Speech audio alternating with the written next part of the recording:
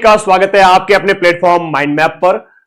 High court का एक decision आता है और कहा जाता है कि जो हाईकोर्ट फोर्थ ग्रेड का पेपर है 5600 पदों पर, हम लोग भी और आप लोग भी इसलिए परेशान हो रहे हैं क्योंकि पदों की संख्या है वो आपके 5600 है, इस वजह से कि पदों की संख्या ज्यादा है और नौकरी में प्राथमिकता या केवल जो 10वीं पास है उसके संबंध में डिसीजन आया है।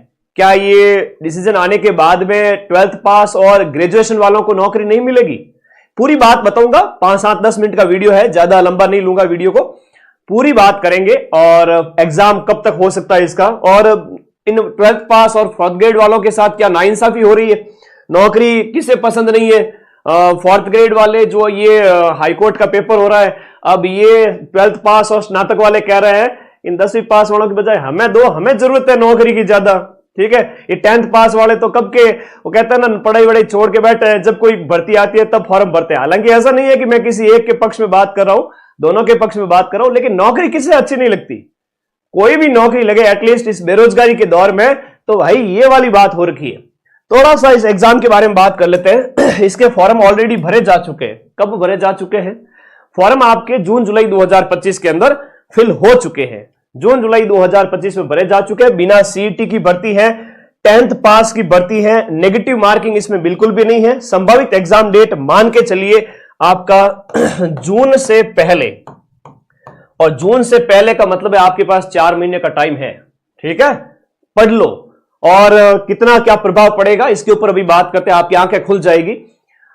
फोर्थ ग्रेड के पेपर की बात करें तो 85 मार्क्स के 85 क्वेश्चंस आएंगे, जिसके अंदर आपके हिंदी घोट के पी जाओ, हिंदी के 50 प्रश्न 50 नंबर के, राजस्थान कला संस्कृति और राजस्थान की बोलियां ये अलग से मेंशन किया हुआ है। तो इस प्रकार 25 क्वेश्चंस इसके हैं राजस्थान कला संस्कृति का, और 10 क्वेश्चन है वो अंग्रेजी के। 10 में से 5 भी कर लोगे तो भी सिलेक्ट हो जाओगे। इंटरव्यू अलग से रखा गया है, जैसे आरएस का होता है, जैसे आईएएस का होता है, जैसे बड़े बड़े प्रोफेसर एग्जाम्स का होता है, वैसे के वैसे। इंटरव्यू कितने नंबर का है? 15 अंक का यहां पर इंटरव्यू रखा गया। अब कह रहे हैं कि इस 15 अंक के अंदर जो प्राथमिकता देंगे वो किसको देंगे? 10वीं पास वालों को। बात को थोड़ा सा समझिएगा ताकि आप लोग परेशान नहीं हो। परेशान नहीं हो आप लोग, थोड़ा सा इस बात को समझिएगा। जब मैंने थोड़ा रिसर्च किया इस बारे में, इसके पीछे तर्क ये था हाईकोर्ट का कि 10वीं पास जो लोग हैं, जो पहले तैयारी छोड़ चुके हैं, ठीक है 10वीं पास कोई भर्ती आती है तो फॉर्म भर लेते हैं, या नए बच्चे जो है ना वो भी भरते हैं, ऐसा तो है नहीं छोड़ चुके। लेकिन इनका तर्क ये है कि जो काम अपेक्षाकृत छोटे समझे जाते हैं, जैसे फाइलें इधर उधर करना है, या चाय बिस्किट वगैरह नाश्ता वगैरह, या छोटे मोटे जो एक चतुर्थ श्रेणी कर्मचारी यानी पियोन के काम समझे जाते हैं, वो काम है वो 10वीं पास आराम से कर सकते हैं, ऐसा इनका तर्क है। ये लोग आराम से कर सकते हैं बिना नखरे किए।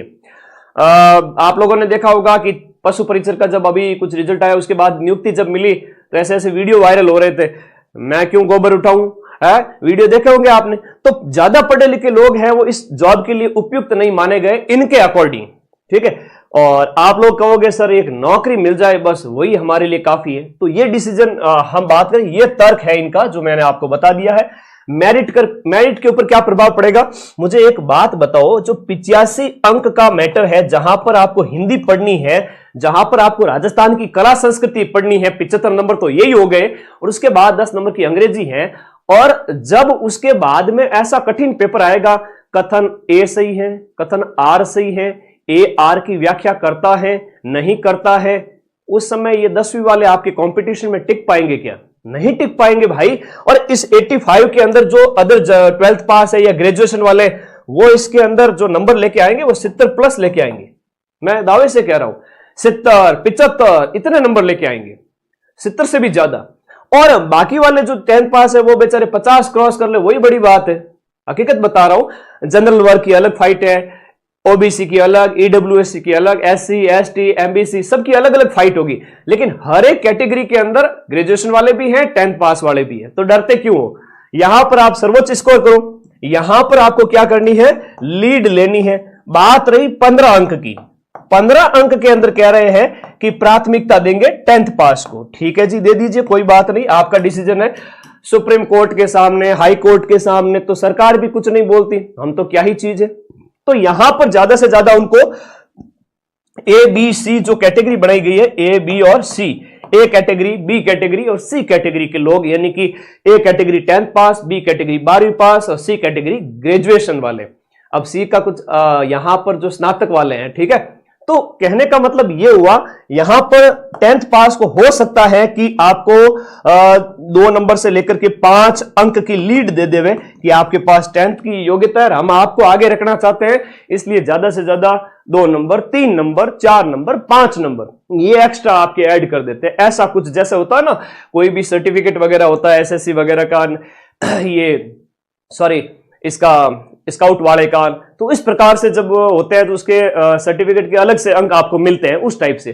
तो 2 नंबर 5 नंबर आपके यहां ज्यादा ऐड कर सकते हैं 10th वालों के। तो आपने जब यहां पर इतनी लीड ले ली है 10th वालों की तुलना में, तो क्या डरने की जरूरत है, मुझे तो ये बताइए। बाकी ये डिसीजन ऐसा तो नहीं होना चाहिए, लेवल प्लेइंग फील्ड होना चाहिए सभी एग्जाम्स के लिए कि भाई 10th पास वैकेंसी है, तो ऐसा नहीं कि आप ग्रेजुएशन वालों के 5 नंबर कम कर दो और 10th वालों के 5 नंबर है वो आप बढ़ा दो। क्यों, नौकरी प्यारी नहीं है क्या इनको? उल्टा, और 10th पास वाले तो आज के टाइम में अपना काम धंधा कर रहे हैं, कोई छोटा से लेके बड़ा तक बिजनेस है ना, हर तरह का काम वो लगे हुए हैं काम के अंदर।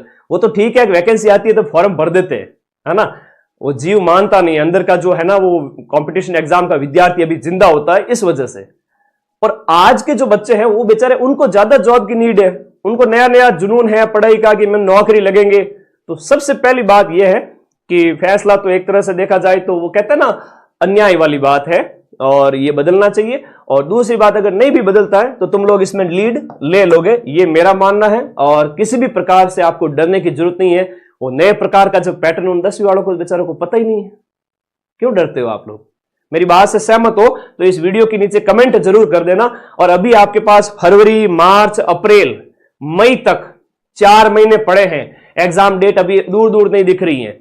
मुझे एक चीज बताइए, आप लगभग 6 महीने हो चुके हैं, आपने एग्जाम डेट तक नहीं दी अभी तक, और इस प्रकार से डिसीजन वगैरह आ रहे हैं। चलो, पर एग्जाम डेट फिक्स करके एटलीस्ट बच्चों को कंडक्ट करवाएं एग्जाम, ताकि 5-6 हजार के लगभग बच्चे और ज्वाइनिंग ले, इनके घर में भी चिराग जले। हाईकोर्ट का बैच है जिसके अंदर ये तीनों सब्जेक्ट आपको कंप्लीट मिलेंगे इसी बैच के अंदर, और टेस्ट सीरीज कंप्लीट मिलेगी। और किसी भी प्रकार का आपको कोई डाउट रहता है और तो मुझे आप व्हाट्सएप कर सकते हैं, I will reply you whenever मैं जब भी फ्री होऊंगा उस टाइम में।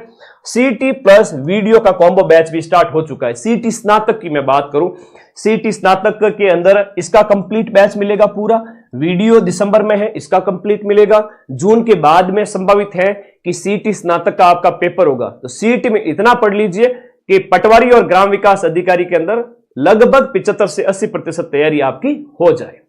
तो इस बैच की तैयारी करना स्टार्ट करो। अभी फरवरी में स्टार्ट हुआ है सिलेबस डिस्कशन, और धीरे धीरे क्लासेज हम आगे बढ़ा रहे हैं।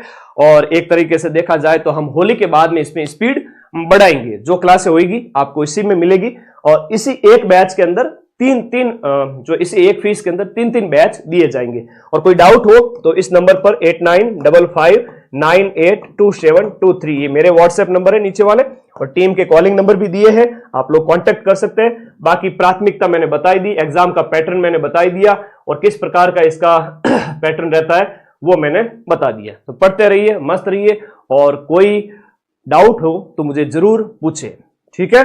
और पढ़ाई करते रहे, कोई ज्यादा फर्क नहीं पड़ने वाला है, मैं फिर से कह रहा हूं।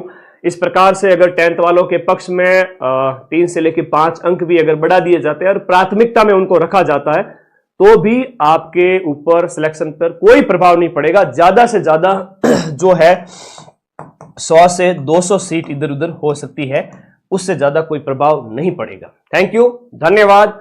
पढ़ते रहिए, मस्त रहिए, और कोई डाउट हो प्लीज पूछें और पढ़ने की आदत डालें, क्योंकि सिलेक्शन एक दिन में नहीं होता है, एक दिन जरूर होता है, और इसके लिए 4-6 महीने साल भर पढ़ना पड़ता है। जो पढ़ेगा मां सरस्वती उसके ऊपर मेहरबान होगी।